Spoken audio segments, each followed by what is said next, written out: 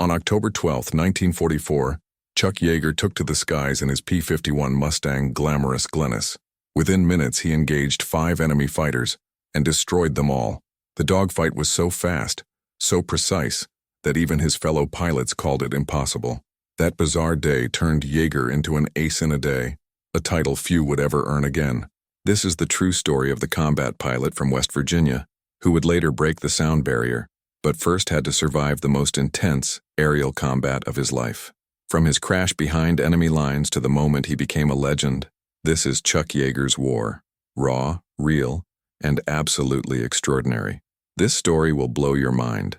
If you love aviation history, combat stories, and American heroes, subscribe to the channel, hit that like button, and turn on notifications. Share this incredible true story. Comment, who's the greatest fighter pilot of all time? Hamlin, West Virginia. Charles Elwood Yeager was born on February 13, 1923, in Myra, West Virginia, a town so small it barely appeared on maps.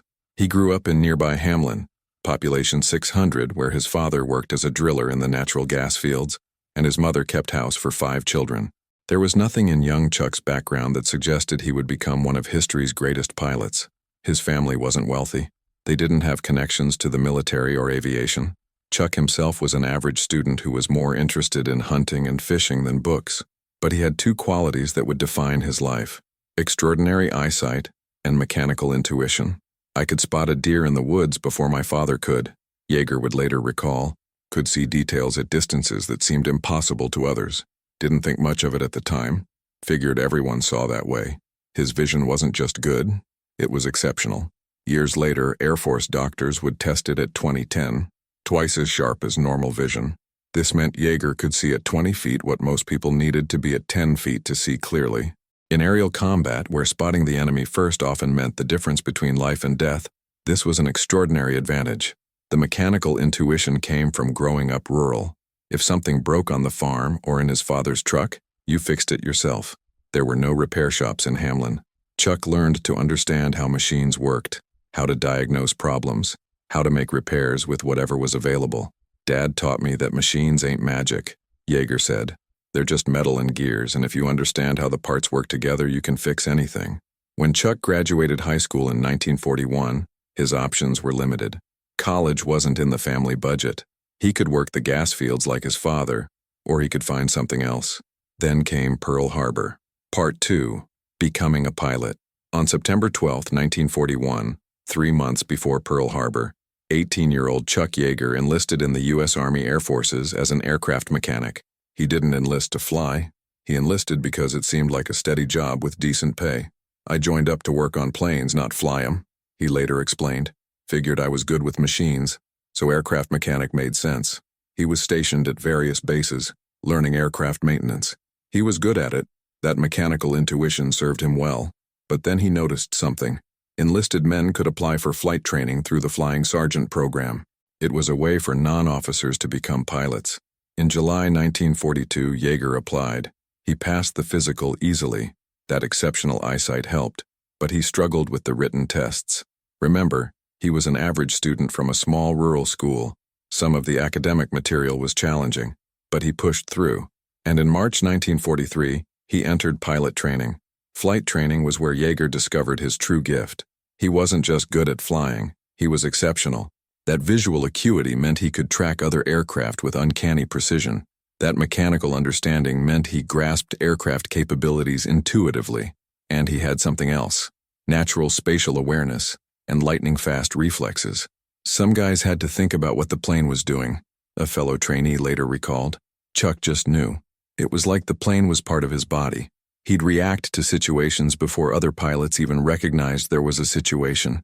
Yeager graduated from flight training in March 1943 and was commissioned as a flight officer, a rank between enlisted and officer, created specifically for the Flying Sergeant program. He was 20 years old. He was assigned to the 306th 3rd Fighter Squadron, 357th Fighter Group, flying P-39 Airacobras. But the 357th wouldn't see combat in P-39s. They were transitioning to a new aircraft, the P-51 Mustang, which would become the finest fighter plane of World War II. Rusher Part 3, Arrival in England. In November 1943, The 357th Fighter Group shipped out to England, based at RAF Leiston in Suffolk. By this time, the Allied strategic bombing campaign against Germany was in full swing. American B-17 and B-24 bombers were flying deep into Germany, suffering terrible losses to German fighters and anti-aircraft fire. The P-51 Mustang was designed to solve this problem. With drop tanks, it had the range to escort bombers all the way to Berlin and back. And in combat, it could match or exceed the performance of any German fighter. Yeager's P-51 was named Glamorous Glenn, after his girlfriend Glennis Dickhouse. He would marry her in 1945. The name would later change to Glamorous Glennis. The name would become famous, appearing on every aircraft Yeager flew for the rest of his career. His first combat mission was on March 4, 1944, a bomber escort mission to Berlin. It was relatively uneventful. They encountered some German fighters but didn't engage. Yeager returned to base having seen what aerial combat looked like but not yet participated in it. His first kill came on March 5, 1944. The 357th was escorting bombers when German Bf-109s attacked. Yeager spotted one, maneuvered into position, and fired. The 109 exploded. One kill. Felt strange, Yeager later admitted. You train and train, and then suddenly you're shooting at another human being. But there ain't time to think about philosophy when someone's trying to kill you. It's him or you. Over the next few weeks, Yeager flew multiple missions, learning the deadly art of aerial combat. He scored his second kill on March 20th, his third on April 13th. He was becoming an experienced fighter pilot, and then, on March 5, 1944, everything nearly ended. Part 4. Shot down. It was Yeager's 8th combat mission. The 357th was escorting B-17s attacking an aircraft factory in France. German fighters appeared. Focke-Wulf FW-190s, one of Germany's best fighters. Yeager engaged a 190, getting on its tail. But he'd made a rookie mistake. He'd focused so intently on his target that he'd lost situational awareness. Another 190 slipped behind him. The first indication was cannon shells tearing through his aircraft. The 1D-90's 20mm cannons were devastating, far more powerful than the Mustang's 50-caliber machine guns. Shells exploded in Yeager's cockpit. One fragment hit him in the foot, another in his right hand. His aircraft was crippled, engine failing, cockpit filled with smoke. He was over occupied France, 50 miles behind enemy lines, and going down. I knew I had to bail out, Yeager recalled, but I was pretty low, maybe 5,000 feet. I jettisoned the canopy and rolled the plane, fell out more than jumped, pulled the ripcord, and the chute opened maybe 1,000 feet above the ground. He landed in a forest, injured and alone in enemy territory. His parachute caught in a tree, leaving him dangling 15 feet above the ground.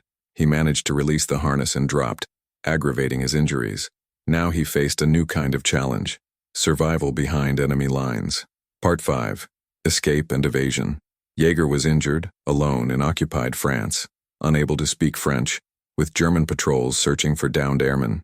His training said to move at night, avoid population centers, and try to make contact with the French resistance. For 2 days, he moved through forests and fields, avoiding roads and towns. His foot throbbed from the cannon fragment. His hand was swollen.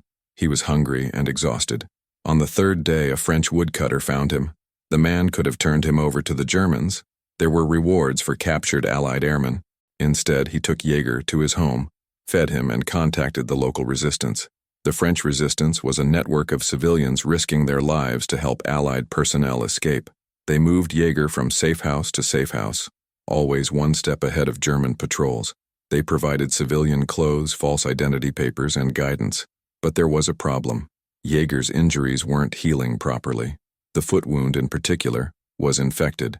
The resistance doctor said he needed proper medical treatment, antibiotics, possibly surgery, but that would require getting to Spain, neutral territory where he could receive proper care. The journey to Spain meant crossing the Pyrenees Mountains, a grueling trek at the best of times, nearly impossible for an injured man. But Yeager was determined. He wasn't going to spend the rest of the war in a German POW camp. The resistance put him with a group of other evaders, downed airmen, escaped POWs, one OSS agent. Together, guided by a Basque smuggler, they crossed into Spain in March 1944. The crossing was brutal. They hiked through snow-covered mountains, sleeping in caves, eating whatever the guide could scavenge. Yeager's foot became so swollen he could barely walk. Other evaders had to help him, but they made it. On the Spanish side, they were detained by Spanish police. Spain was officially neutral but sympathetic to the Allies, and eventually turned over to British consular officials. From there, Yeager was flown back to England. He arrived at his base in May 1944, 3 months after being shot down. His squadron mates were shocked. They'd assumed he was dead or captured. Many downed pilots never made it back. Part 6. Return to combat. There was a problem with Yeager returning to combat. U.S. Army Air Force's policy stated that evaders, pilots who had been shot down but escaped, should not return to combat over Europe. The reasoning was that if they were shot down again and captured, they might reveal information about escape routes and resistance networks under interrogation. Yeager was having none of it. He'd escaped. He'd recovered. He wanted back in the air. I told them, look, I don't know anything that would compromise the escape routes. I was unconscious half the time and didn't speak French. Besides, I'm not planning on getting shot down again. Yeager later recounted. He appealed all the way up the chain of command. Eventually, General Dwight D. Eisenhower himself reviewed the case and granted a special exemption. Yeager could return to combat operations. By August 1944, Yeager was flying missions again, but he was different now, more cautious, more aware. The experience of being shot down had taught him a brutal lesson. Even good pilots make mistakes, and in aerial combat, mistakes are often fatal.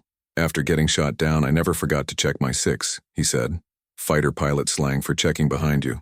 6 o'clock position. I'd been so focused on the guy I was chasing that I forgot someone might be chasing me. Never made that mistake again. Between August and early October 1944, Yeager flew dozens of missions. He scored additional kills, his 4th on August 19th, bringing his total to 4 enemy aircraft destroyed.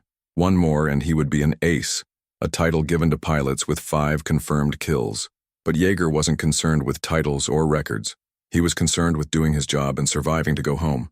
That attitude would change on October 12, 1944. Chapter 2. October 12, 1944. Part 7. The Morning Briefing. October 12, 1944 dawned cold and overcast at RAF Leiston. The 357th Fighter Group was scheduled for a bomber escort mission. B-17s would be attacking oil refineries near Bremen, Germany. The P-51s would escort them to target, protect them during the bomb run, and escort them home. At the morning briefing, the intelligence officer presented the latest information. Expect heavy fighter opposition. The Luftwaffe has been concentrating resources to protect their oil production. We're seeing more enemy fighters over these targets than we've seen in months. This was both true and concerning. By October 1944, Germany was losing the air war. Allied fighters outnumbered German fighters. Allied pilots generally had better training, but the Luftwaffe was still dangerous, especially when defending critical targets like oil refineries. The mission was scheduled for 1100 hours, 11 a.m. Pilots would fly in 4 ship flights, a leader and 3 wingmen. Yeager was leading his flight that day. With him were 3 other pilots from his squadron. Before takeoff, Yeager did his usual pre-flight routine. He walked around Glamorous Glennis, checking control surfaces, tires, fuel levels. Then he climbed into the cockpit and went through his checklist. Engine start, instrument check, radio check, control surface check. Everything was functioning normally. At 10:45 hours, the P-51s began taking off, forming up over England before setting course for Germany. Yeager's flight was in the middle of the formation, 36 P-51s in total, spread across 9 flights. They crossed the English Channel, flying at 25,000 feet. Below them, the English countryside gave way to the flatlands of northern Europe, then to German territory. In the distance, they could see the B-17 formation, dozens of heavy bombers in tight formation, heading toward their target. The first 90 minutes were uneventful. They rendezvoused with the bombers, took up escort positions, and continued toward Bremen. Yeager and his wingmen scanned the skies constantly, looking for enemy fighters. Then, at approximately 12:30 hours, 30 miles from Bremen, someone radioed, "Bandits, 2 o'clock high." German fighters, a lot of them. Source Part 8, First Contact. The German formation consisted of approximately 22 fighters, a mix of Bf-109s and FW-190s. They were at 28,000 feet, 3,000 feet above the American formation, diving to attack. This was a classic Luftwaffe tactic. Use altitude advantage to build speed, dive through the fighter escort, hit the bombers, then extend away before the escorts could react. But the P-51 pilots had seen this before. As the German fighters dove, the P-51s broke formation to engage. The sky erupted into a massive dogfight. Dozens of aircraft maneuvering, twisting, climbing, diving, all trying to get behind their opponents while avoiding being shot themselves. Yeager spotted a Bf-109 attacking a B-17. The 109 was firing at the bomber, its cannon shells walking up the B-17's wing. Yeager maneuvered behind the 109 and fired a burst from his .650 caliber machine guns. The 109 exploded. Kill number 5. Yeager was now officially an ace, a pilot with 5 confirmed kills. But there was no time to celebrate. The sky was full of enemy fighters and the battle was just beginning. Yeager immediately spotted another 109, this one diving away from the bombers. He rolled his Mustang and dove after it. The 109 pilot saw him coming and pulled into a hard turn. But Yeager anticipated it, cutting inside the turn and firing as the 109 passed through his sights. More hits. The 109's engine began smoking. The pilot bailed out. Kill number 6. Yeager pulled up from the dive, scanning for threats. His wingmen were engaged with other German fighters. The radio was chaos, pilots calling out positions, calling for help, reporting kills. Then he saw them, 3 FW-190s in formation, heading toward a damaged B-17 that had fallen out of the bomber formation. The B-17 was trailing smoke, flying slower than the rest. Easy prey. Yeager dove toward the 190s. Part 9. The impossible run. What happened next would be debated for years. Even Yeager himself would admit it seemed almost impossible. In the span of approximately 6 minutes, he would shoot down 3 more enemy fighters, a feat so remarkable that some initially questioned whether it could have happened. Yeager approached the 3 FW-190s from behind and above, the ideal attack position. The 190 pilots were focused on the crippled B-17 and didn't see him coming. That exceptional eyesight of his had spotted them before they spotted him. He selected the trailing 190. Always shoot the rear aircraft first so the others don't see you. He closed to 200 yards, aimed carefully at the fighter's center mass, and fired a 2-second burst. The .50 caliber rounds tore into the 190. Pieces flew off. The fighter rolled left and went down, trailing fire. Kill number 7. The sound of Yeager's guns had alerted the other 2 190s. They broke formation, one turning left, one right, a defensive maneuver to split an attacker's attention. Yeager went after the one turning left. The 190 pilot was good. He pulled into a hard defensive turn, trying to force Yeager to overshoot. But the P-51 had better maneuverability than the 190 at this altitude. Yeager stayed with him through 2 full turns, then fired as the 190 straightened out momentarily. More hits. The 190's canopy shattered. The fighter nosed over and dove, out of control. Kill number 8. Yeager's wingmen had caught up now. One of them radioed, "Boss, you just got 3. "Not done yet," Yeager responded. The third 190 from the original trio had broken right and was trying to extend away, but Yeager's P-51 was faster. He closed the distance, got into firing position, and sent another burst into the fleeing fighter. The 190 began trailing smoke. Its landing gear extended, a sign the hydraulics had failed. The pilot bailed out. Kill number 9.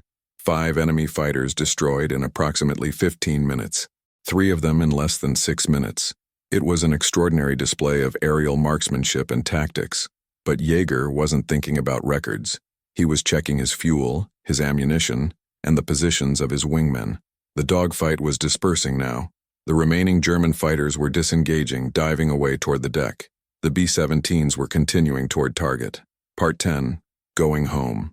The remainder of the mission was almost anticlimactic. The B-17s reached Bremen, dropped their bombs, and turned for home. The P-51s continued escort duty, but the Luftwaffe didn't return. The German fighters that had survived the dogfight had retreated to their bases. On the flight back to England, reality began to set in. Yeager's wingmen were excited, talking over the radio about what they'd witnessed. Other pilots from the squadron confirmed the kills. Multiple pilots had seen Yeager's remarkable shooting.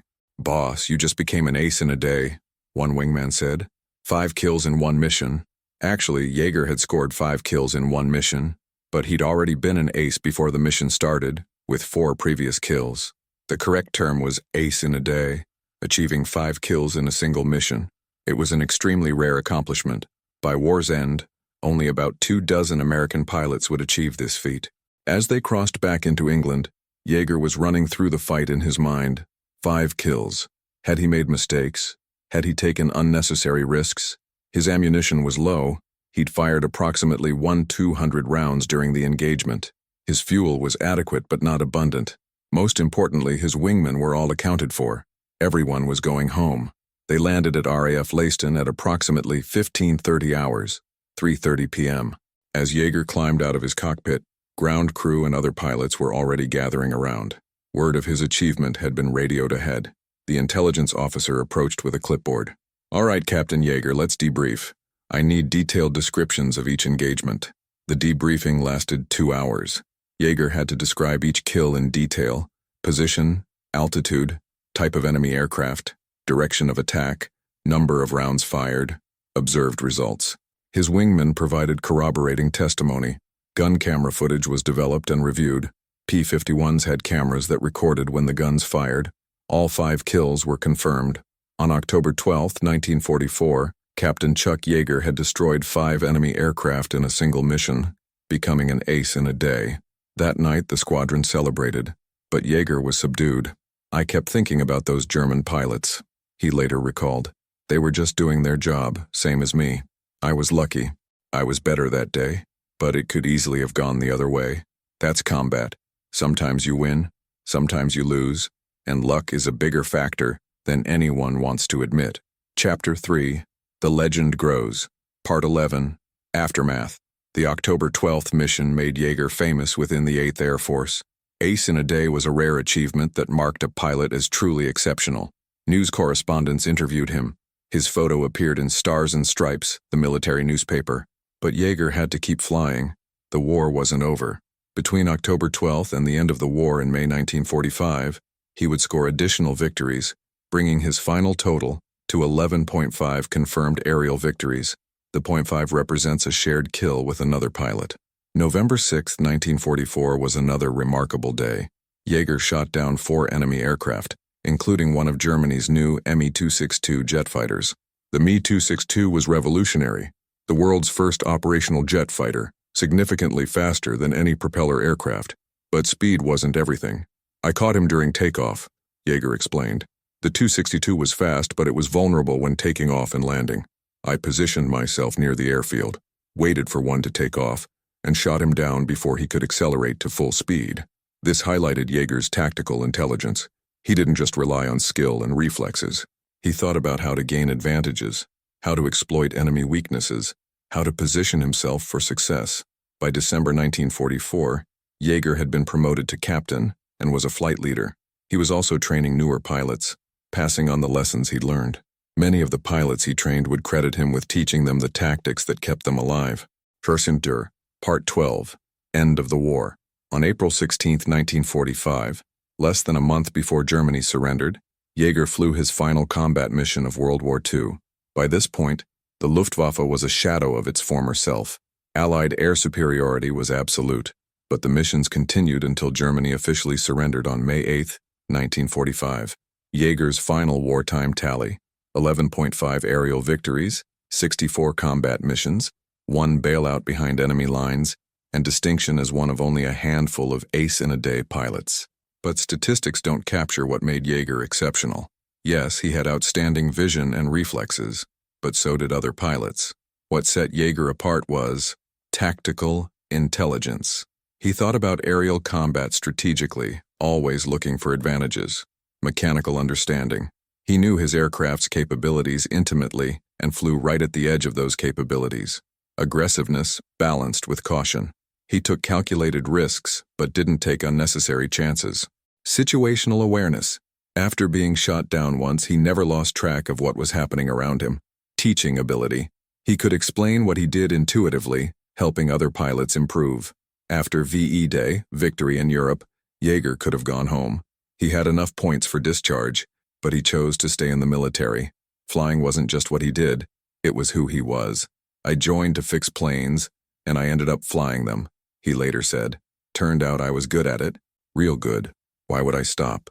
Bunker Part 13, Test Pilot. After the war, Yeager was assigned to Wright Field, later Wright-Patterson Air Force Base, in Ohio as a test pilot. This was perfect for his skill set. Test pilots needed exceptional flying ability, mechanical understanding, and the ability to push aircraft to their limits safely. In 1947, Yeager was selected for a highly classified project, the X-1 rocket plane program. The goal was to break the sound barrier, fly faster than the speed of sound, something that had never been done. Many aeronautical engineers believed it might be impossible. Some thought the aircraft would break apart. Others thought the pilot would lose control. Yeager was the man chosen to find out. On October 14, 1947, flying the Bell X-1, nicknamed Glamorous Glennis, of course, Yeager became the first human to break the sound barrier, reaching Mach 106 at 43,000 feet. The achievement made him world famous, but few people knew the full story. 2 days before the flight, Yeager had been horseback riding with his wife. His horse threw him and he broke 2 ribs. He didn't report the injury because he knew he'd be grounded and another pilot would make the attempt. On the day of the record flight, Yeager was in considerable pain. The X-1's hatch had to be sealed from inside, requiring the pilot to use both arms to pull the latch. With broken ribs, Yeager couldn't do it, so his friend, flight engineer Jack Ridley, fashioned a lever from a broomstick that Yeager could operate with one hand, breaking the sound barrier with broken ribs while using a broomstick handle to seal the cockpit. That was Chuck Yeager in a nutshell. Find a way to get the job done. Part 14. Beyond the sound barrier. Breaking the sound barrier was just the beginning of Yeager's test pilot career. Over the next decade, he set multiple speed and altitude records, tested dozens of experimental aircraft, commanded test pilot schools, trained the first generation of astronauts, flew the NF-104A to 104,700 feet, nearly 20 miles high. In 1963, at age 40, Yeager had a near-fatal accident. He was flying the NF-104A, a modified F-104 starfighter with a rocket engine, attempting to set a new altitude record. At 104,700 feet, the aircraft entered an uncontrollable flat spin. Yeager couldn't recover. He ejected at 8,500 feet, but his ejection seat malfunctioned. The rocket pack on the seat continued firing after he ejected, burning him severely. He landed, badly burned, but alive. After seeing his injuries, rescue personnel later said they couldn't believe he'd survived. Yeager spent weeks recovering. His flying career appeared to be over. 6 months later, he was flying again. "I'm a pilot," he explained. "Pilots fly." Part 15. Military career. Yeager continued in the Air Force through the Vietnam War era. He commanded fighter squadrons, flew combat missions in Vietnam, including B-57 bomber missions, served as wing commander, retired in 1975 as a brigadier general after 34 years of service. His post-retirement years were spent consulting for the Air Force, speaking about aviation history, and occasionally still flying. He maintained his pilot's license well into his 80s, only giving it up in his 90s. Throughout his life, Yeager remained remarkably humble about his achievements. When asked what made him such a good pilot, he would typically say something like, "Good eyesight, good reflexes, and I understood machines. Plus, I was lucky, real lucky, but it was more than luck." Yeager represented a type of pilot that emerged during World War II. Men from ordinary backgrounds who, through talent and determination, became extraordinary. He didn't graduate from West Point or Annapolis. He didn't have a college degree. He was a kid from rural West Virginia who turned out to be one of the greatest pilots who ever lived. Part 16. The legend endures. Chuck Yeager became a cultural icon. His story inspired The Right Stuff, Tom Wolfe's 1979 book about test pilots and astronauts, in which Yeager is a central figure. The 1983 film adaptation, with Yeager played by Sam Shepard, further cemented his legend. Aviation education. Countless pilots cite Yeager as an inspiration. Air Force pilot training programs teach Yeager-isms, tactical principles Yeager developed. Popular culture. Yeager appeared in documentaries, commercials, TV shows. His distinctive West Virginia drawl became the model for the pilot voice, the calm, laconic way pilots speak in cockpits. In 2020, at age 97, Yeager passed away. The tributes poured in from around the world. NASA, the Air Force, fellow pilots, aviation enthusiasts, all mourned the loss of a genuine American hero.